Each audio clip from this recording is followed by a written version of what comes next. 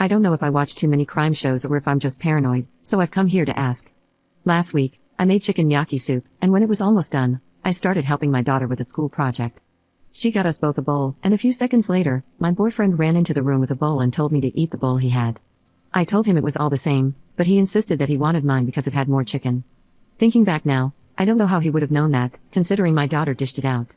My daughter took the bowl he gave me and said she would eat it, but he yanked it out of her hand and said, "No, it's for Mom." I took the bowl, and he went to the living room. I continued doing my daughter's project and told her not to eat the soup. Around 20 minutes later, I walked into the kitchen to pour out the soups, and he was still eating his.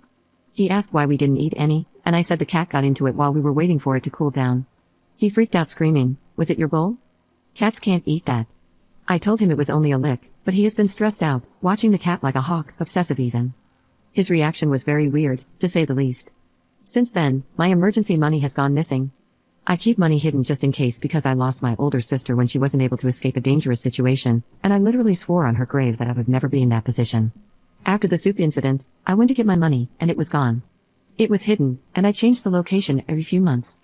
I asked my daughter if maybe she found it and told her that if she took it, I wouldn't be mad because I knew she couldn't have spent it, but she said no.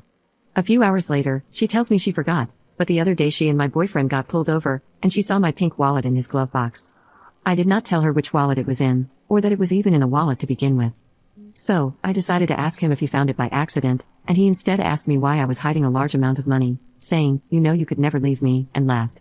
He had never said anything like that before. I told him it was for my daughter's Christmas presents, and he said no, he didn't find the money, but I could use his credit card if I needed anything. I didn't tell him about my daughter seeing my wallet in his car. Now, here are a few other things that have happened in the past few months that seemed random at the time, but now they don't. I have a severe allergy to latex, and one day, when we were about to do it, I glanced at the mirror we have by our bed, and noticed that the rubber he wanted to use was a different color. I stopped him because it wasn't latex-free, and he said it was a mistake and just an older one he had. We have been dating for over 2 years, and he knows how serious my allergy is. My EpiPen, which I keep in my room, is missing, and I didn't realize it until I was searching for my money. Another odd thing is that one day, he was following me down the stairs while I was carrying laundry, and he kicked the back of my leg, causing me to fall. He said he slipped, but the stairs are wood, and he was wearing his steel toe boots. At the time, I thought it was an accident. Is this all just my imagination running wild? My anxiety has been at an all-time high.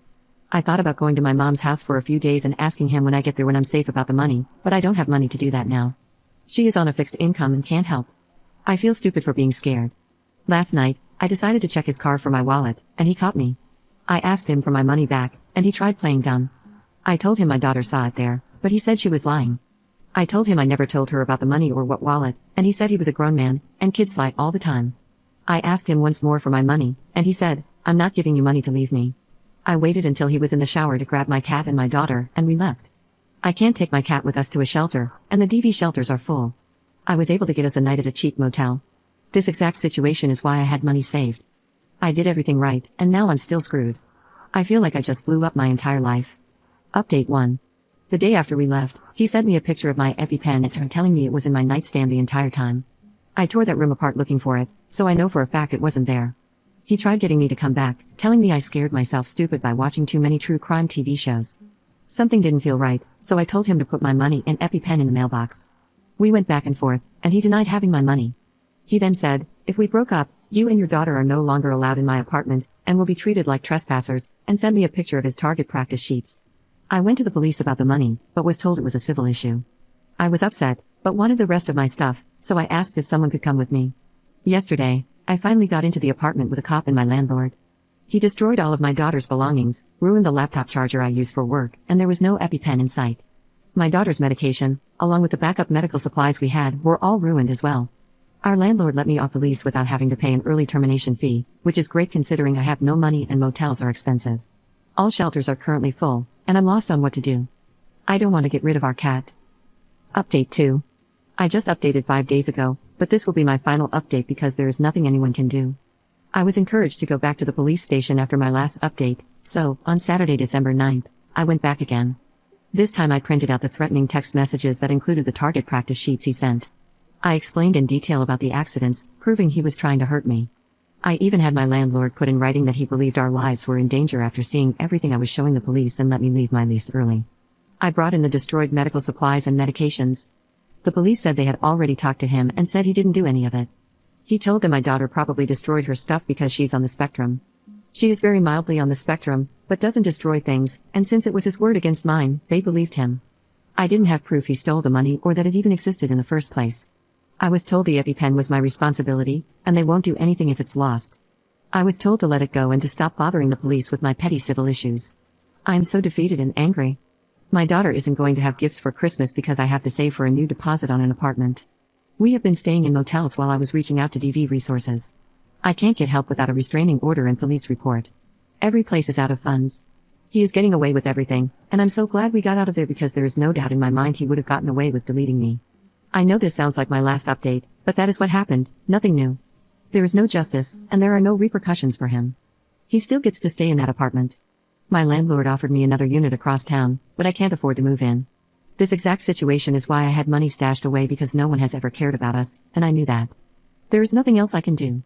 Update 3. A lot of people wanted an update, so here it is. On Christmas, he slashed my tires, knowing I would have to pay out of pocket to replace them, which I don't have.